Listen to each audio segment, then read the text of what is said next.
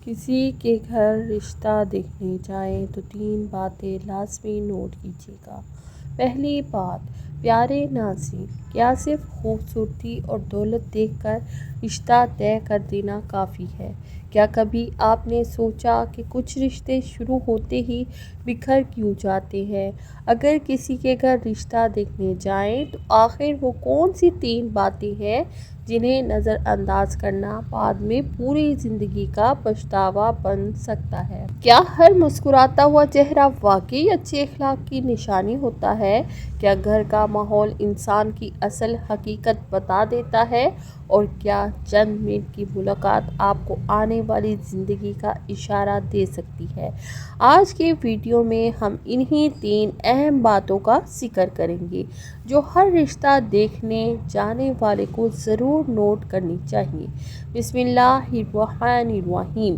السلام علیکم ورحمۃ اللہ وبرکاتہ۔ رشتہ صرف 2 لوگوں کا نہیں ہوتا بلکہ 2 خاندانوں، 2 سوچوں اور 2 زندگیوں کا ملاپ ہوتا ہے۔ یہی وجہ ہے کہ جب بھی کسی کے گھر رشتہ دیکھنے جایا جاتا ہے تو لوگ صرف چہرہ یا ظاہری چیزیں نہیں دیکھتے بلکہ بہت سی باتوں کو دل اور دماغ میں رکھ کر فیصلہ کرتے ہیں، کیونکہ ایک صحیح فیصلہ انسان کی پوری زندگی کو سکون دے سکتا ہے اور ایک غلط فیصلہ انسان کو عمر بھر کی پریشانی میں ڈال سکتا ہے۔ رشتہ کیوں دیکھا جاتا ہے؟ رشتہ اس لیے دیکھا جاتا ہے تاکہ انسان یہ سمجھ سکے کہ سامنے والے لوگوں کی سوچ، عادتیں، اخلاق، رہن سہن اور گھر کا ماحول کیسا ہے، کیونکہ شادی صرف چند دنوں کی خوشی نہیں بلکہ پوری زندگی کا سفر ہے۔ اس سفر کے لیے اچھے اخلاق، عزت، سمجھداری اور نرم مزاجی بہت ضروری ہوتی ہے۔ اسی لیے ہمارے معاشرے میں رشتہ دیکھنے کو بہت اہم سمجھا جاتا ہے۔ اکثر رشتہ دیکھنے کون جاتا ہے؟ زیادہ تر گھر کے بڑے، والدین، بہن، بھائی یا قریبی رشتہ دار رشتہ دیکھنے جاتے ہیں کیونکہ انہیں زندگی کے تجربات ہوتے ہیں اور وہ ایسی باتیں محسوس کر لیتے ہیں جو شاید کم عمر لوگ فوراً نہ سمجھ سکیں۔ لیکن افسوس کی بات یہ ہے کہ بعض اوقات لوگ صرف خوبصورتی، دولت، گھر یا ظاہری شان و شوکت کو دیکھ کر فیصلہ کر لیتے ہیں، جبکہ اصل چیز انسان کا کردار اور گھر کا ماحول ہوتا ہے۔ رشتہ دیکھنے والوں کے ذہن میں کیا ہوتا ہے؟ جب لوگ کسی کے گھر رشتہ دیکھنے جاتے ہیں تو ان کے ذہن میں بہت سے سوال ہوتے ہیں۔ کیا یہ لوگ عزت دینے والے ہیں؟ کیا ان کے اخلاق اچھے ہیں؟ کیا یہ مشکل وقت میں ساتھ نبھانے والے لوگ ہیں؟ کیا یہاں ہماری بیٹی یا بیٹا سکون سے زندگی گزار سکے گا؟ یہ تمام سوالات انسان کے دل میں اسی لیے آتے ہیں کیونکہ ہر کوئی اپنے بچوں کے لیے ایک محفوظ، باعزت اور خوشحال زندگی چاہتا ہے۔ پیارے ناظرین، حضرت فاطمہ الزہرا رضی اللہ تعالیٰ عنہا اپنے والد محترم حضرت محمد صلی اللہ علیہ وسلم سے بے حد محبت کرتی تھی اور حضور صلی اللہ علیہ وسلم بھی اپنی بیٹی سے بہت محبت فرماتے تھے۔ ایک ایسا واقعہ ہے جسے سن کر آنکھیں نم ہو جاتی ہیں۔ جب حضور صلی اللہ علیہ وسلم اپنی آخری بیماری میں تھے تو حضرت فاطمہ رضی اللہ تعالیٰ عنہا بار بار آ کر اپنے والد کو دیکھتی تھی اور بے حد پریشان تھی۔ حضور صلی اللہ علیہ وسلم نے انہیں اپنے قریب بلایا اور آہستہ سے ایک بات فرمائی۔ یہ سن کر حضرت فاطمہ رضی اللہ تعالیٰ عنہا رونے لگیں۔ پھر حضور صلی اللہ علیہ وسلم نے دوبارہ کان میں ایک اور بات فرمائی تو وہ مسکرانے لگیں۔ صحابہ رضی اللہ تعالیٰ عنہ حیران رہ گئے کہ ابھی رو رہی تھی اور اب مسکرا رہی ہیں۔ بعد میں حضرت فاطمہ رضی اللہ عنہا نے بتایا، پہلی بات یہ تھی کہ حضور صلی اللہ علیہ وسلم نے فرمایا کہ اب میری وفات کا وقت قریب ہے، اسی لیے میں رو پڑی۔ دوسری بات یہ تھی کہ حضور صلی اللہ علیہ وسلم نے فرمایا، میرے اہل خانہ میں سب سے پہلے تم مجھ سے آ ملو گی۔ یہ سن کر حضرت فاطمہ رضی اللہ تعالیٰ عنہا خوش ہو گئیں کہ جلد اپنے محبوب والد صلی اللہ علیہ وسلم سے ملاقات ہوگی۔ اور واقعی حضور صلی اللہ علیہ وسلم کے وصال کے چند ماہ بعد ہی حضرت فاطمہ رضی اللہ تعالیٰ عنہا بھی دنیا سے رخصت ہو گئیں۔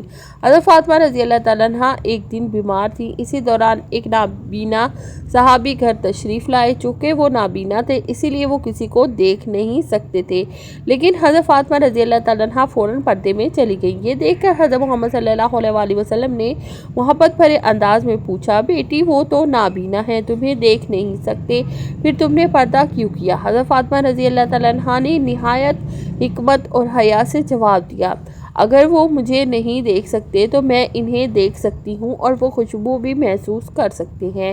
یہ جواب سن کر حضور صلی اللہ علیہ وآلہ وسلم بہت خوش ہوئے اور فرمایا، فاطمہ میرے جسم کا ٹکڑا ہے۔ ایک دن حضرت علی رضی اللہ تعالیٰ عنہ کچھ کھجوریں لے کر آئے۔ دونوں نے تھوڑا سا کھانا کھایا ہی تھا کہ دروازے پر ایک غریب سائل آ گیا۔ حضرت فاطمہ رضی اللہ تعالیٰ عنہا نے فوراً اپنا حصہ بھی سائل کو دے دیا۔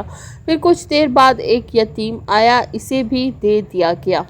پھر ایک قیدی آیا، اسے بھی خالی ہاتھ واپس نہ بھیجا۔ نتیجہ یہ ہوا کہ خود بھوکے رہے مگر دوسروں کو کھلا دیا۔ اسی جذبے پر اللہ تعالیٰ نے قرآن میں ان پاک ہستیوں کی تعریف فرمائی کہ وہ اللہ کی محبت میں مسکین، یتیم اور قیدی کو کھانا کھلاتے ہیں۔ اب بات کرتے ہیں ان 3 اہم باتوں کی جنہیں رشتہ دیکھنے جاتے وقت لازمی غور کرنا چاہیے۔ اگر ان 3 باتوں کو اچھی طرح سمجھ لیا جائے تو انسان بہت سی غلطیوں سے بچ سکتا ہے۔ پہلی بات، گھر کا ماحول اور لوگوں کا رویہ۔ جب آپ کسی کے گھر جائیں تو صرف ایک فرد کو نہ دیکھیں بلکہ پورے گھر کے ماحول کو غور سے دیکھیں۔ کیا گھر میں ایک دوسرے سے عزت سے بات کی جاتی ہے؟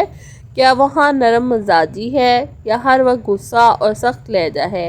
کیا چھوٹوں کو محبت اور بڑوں کو احترام دیا جاتا ہے؟ یاد رکھیں، انسان کچھ وقت کے لیے اپنا انداز بدل سکتا ہے لیکن گھر کا اصل ماحول زیادہ دیر چھپ نہیں سکتا۔ اگر گھر میں سکون، ادب اور محبت ہوگی تو وہ چیزیں باتوں اور رویوں سے خود ظاہر ہو جائیں گی، لیکن اگر ہر وقت تناؤ، چیخ و پکار یا بے عزتی کا ماحول ہو تو وہ بھی فوراً محسوس ہونے لگتا ہے۔ شادی کے بعد انسان کو صرف ایک فرد نہیں بلکہ پورے خاندان کے ساتھ زندگی گزارنی ہوتی ہے، اس لیے گھر کا ماحول بہت اہمیت رکھتا ہے۔